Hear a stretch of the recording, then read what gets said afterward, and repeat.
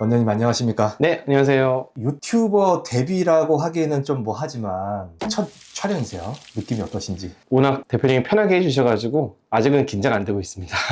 자, 네네. 그래서 일단 첫 시간인 만큼 한의사로서 이제 원장님이 네네. 누구신지 네네. 그 자기소개 네네. 하는 시간을 한번 갖도록 하겠습니다. 조남이 손, 덕자, 칭자. 네, 맞습니다. 처음에 좀 외람된 말씀이지만 처음엔 저는 그 오타가 나신 줄 알았어요. 아, 네네. 손독창 네네. 아니신가 해서 알고 봤더니 네네. 이력이 굉장히 독특하세요. 네네. 간단하게 원장님 네네. 이력 소개 좀 부탁드립니다. 저는 사실 화교 2세입니다. 그래서 한국에 태어나긴 했지만 부모님이 이제 그 중국에서 건너오신 화교 2세라서 어떻게 보면 좀 한국에서는 좀 많이 흔치 않는 제가 이력을 갖고 있습니다. 그래서 한국에서 한의대는 졸업하긴 했지만 또 중국 가서 저희가 또 한의학 관련된 교육도 많이 받았었고, 사실 한의학이 근본이 중국 아닌가요? 이거는 좀 민감한 부분인데, 예. 우선은 한국에도 사실 전통 한의학을 갖고 있습니다. 예를 들면 인도도 인도 의학을 갖고 있고 각 나라마다 자기만의 의학을 많이 갖고 있는데, 저는 이게 양쪽 의학을 다 공부해 보니까 한국은 무조건 중국 의학에서 파생된 의학만은 아닌 것 같습니다. 분명히 이제 침이라든지 몇몇 한약재는 중국에 건너온 게 많지만 한국 전통에 또 그런 사상이 많다 보니까 저는 한국에 있는 한의학도 되게 독창성이 있고 효과가 뛰어난 장점을 갖고 있는 의학을 생각됩니다.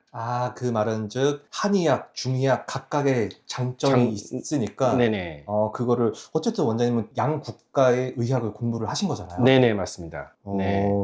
그 대한민국에 그런 분이 몇 분이나 되실까 잘 모르겠네요. 네, 아직은 많지는 않은 상황이긴 합니다. 화교로서, 그러니까 중국의 혈통을 갖고도 있으면서 한국에서 또 제가 자라면서 배웠던 그런 문화를 융합하면서 진료를 더 열심히 하고 있습니다. 자, 어쨌든 그게 뭐 의료법 때문에 뭐 대놓고 내가 잘한다, 이렇다 저렇다 그런 자랑은 할 수는 없겠지만 네네. 어쨌든 소비자의 알 권리가 있다 보니까 네네. 어느 정도 기본적인 원장님의 네네. 양력이라든가 네네. 이력이라든가 네네. 그런 정도는 좀 소개하는 시간을 네네. 가져야 될 필요성을 느껴서 오늘 두서없이 카메라를 켰고요. 그래서 중점적으로 연구하신 분야가 어딘가요?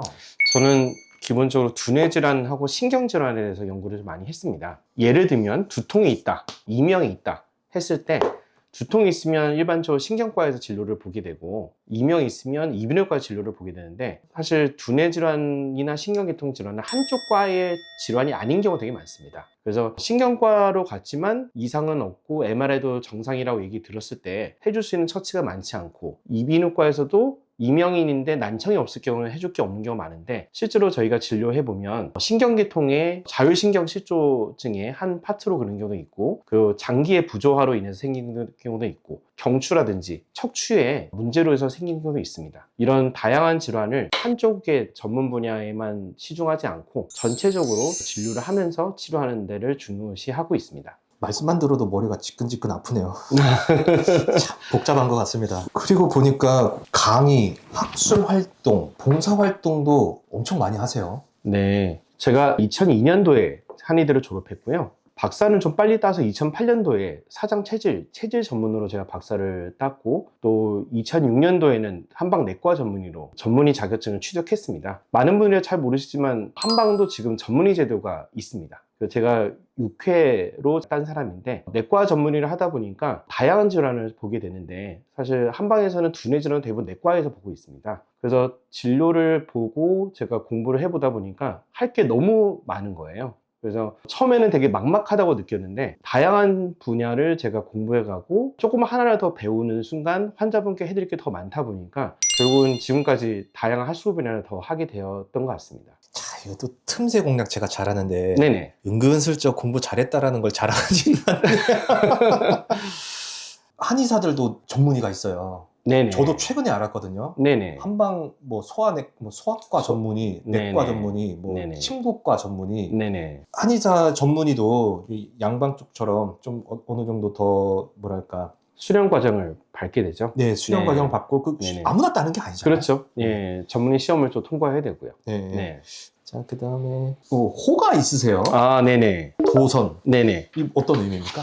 2006년부터 멘토로 모시던 선생님 계십니다. 제 주례까지 서주셨습니다. 네네. 그 선생님께서 2011년도에 저한테 인생의 지침이 되시라고 도선이라는 호를 지어주셨습니다. 도선은 이제 사람들을 선한 곳으로, 좋은 곳으로 이끌어라 라는 의미로 주셨는데, 처음에 받을 때는 이 호가 너무 좀 막연하기도 하고 너무 좀 부담되는 호라고 느껴졌는데, 선생님께서 저를 꾸준히 살펴보니까 제가 그런 어떻게 보면 능력이 있다고 생각하셨는지 저한테 더 좋은 일을 많이 하라고 이렇게 호를 지어주셨는데, 실제로 그 뒤로 더 많은 봉사와 더 많은 학술 활동을 통해서 젊은 한의사분들이나 일선의 로컬에 계신 분들한테 제가 많은 도움을 드리려고 노력하고 있습니다. 네, 보니까 오늘도 일요일인데 네네. 또 강의도 다녀오시고 외부 활동을 굉장히 많이 하세요. 제가 보려고 해서 본 건 아닌데 네네. 원장님 카톡 프로필 넘기다가 네네. 아드님하고 같이 봉사활동 간 사진을 봤어요. 네네네. 야, 참 대단하신 분이다.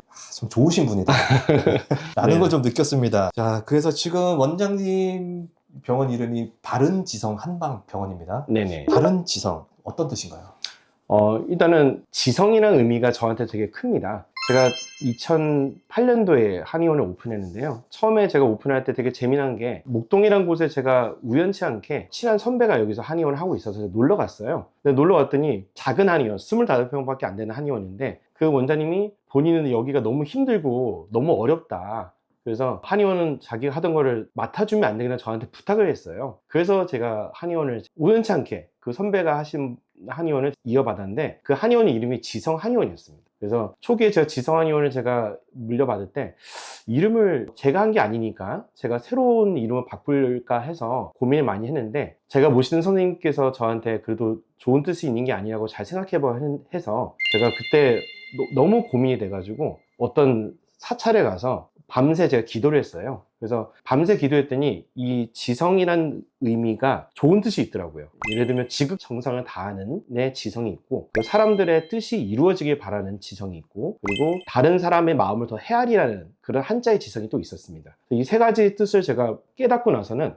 이 뜻을 잘 살리고 한의원하면 정말 좋겠다 싶어서 제가 이름을 변경하지 않고 그대로 사용했습니다. 그래서 지성 한의원을 제가 13년 동안 진료를 해오다가 한방병원을 제가 오픈하면서는 좀 더 큰 뜻을 좀 가지면 좋겠다 싶은 마음에 지극정성을 다하는 것도 좋지만 바른 진료를 좀 해드리자, 그래서 앞에 바른을 붙여 바른지성 한방병원으로 이름을 붙였습니다. 알겠습니다. 그러면 앞으로 원장님이 만들고 싶은 병원의 원훈이라고 해야 되나요? 예, 그런 것 좀 말씀 부탁드립니다.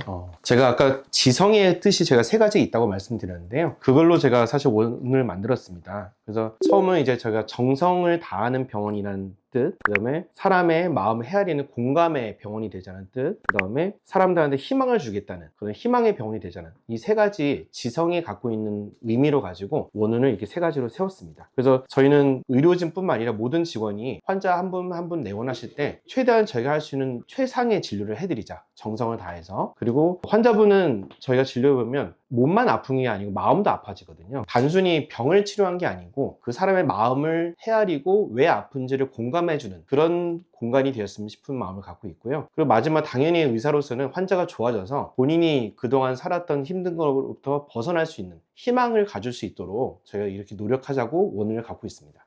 참 말씀하시는 것만 들어봐도 되게 배려심이 많다라는 걸 계속 느끼는데요. 참 앞으로 많이 기대가 됩니다. 자, 그리고 한의사가 되신 지 20년이 넘으셨잖아요. 네네.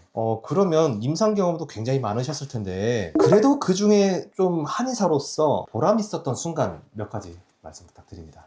우선 두뇌 신경질환을 많이 보다 보니까 아까 말씀드린 대로 예를 들면 두통 환자나 어점증 환자분들이 한계과의 질병을 같이 하는 경우가 되게 많습니다. 신경과에서 가서 검사도 하고 내과 검사도 하고 그리고 이비인후과 검사도 하고 신경외과 수술할 필요가 있는지 확인까지 하시는 분이 많은데 결국 이상이 없다고 나오는 경우가 되게 많습니다. 사람의 뇌는 PC로 얘기했을 때 하드웨어가 있고 소프트웨어가 있거든요. 근데 하드웨어의 문제가 고장나는 경우도 있지만 소프트웨어의 문제가 나는 경우도 있는 거죠. 그래서 하드웨어의 문제가 있을 때는 하드웨어를 뜯어 고치거나 부품을 갈면 되는데, 소프트웨어의 문제가 있을 때는 우리가 부품을 고치지 않잖아요. 뭔가 프로그램을 정리하거나 프로그램을 다듬어 주는 그런 과정을 하게 되는데, 뇌질환은 그런 게 되게 많습니다. 그래서 제가 신경계 질환은 많은 부분이 이 소프트웨어 문제라고 제가 얘기를 합니다. 그래서 그런 소프트웨어 문제가 생겨서 생기는 질환들을 요새 의학에서는 자율신경실조증이나 뭐 미주신경의 문제나 긴장성 두통이나 여러 이름을 붙이지만 결국은 그런 소프트웨어 문제를 해결을 못한 경우가 되게 많습니다. 환자분들이 대부분 어느 병원 가서도 제대로 진단도 받지 못하고 처방이나 처치도 제대로 받지 못하고 그래서 결국은 시민적인 병이라고 생각하고 환자분을 보낸 경우가 되게 많습니다. 그런 분 중에서 제가 지금도 기억나는 분이 어점증에 8년 동안 본인이 겪으셨는데 일주일에 두세 번씩 어점증이 재발돼서 응급실을 그냥 밥 먹듯이 가셨던 분이 계셨어요. 그분이 저한테 오실 때는 너무 불안해서 병원에 어점증으로 찾고 가다 보면 환자분들한테 대부분 누워서 계시지 말고 베개를 좀 높여서 주무시라는 티칭을 많이 받거든요.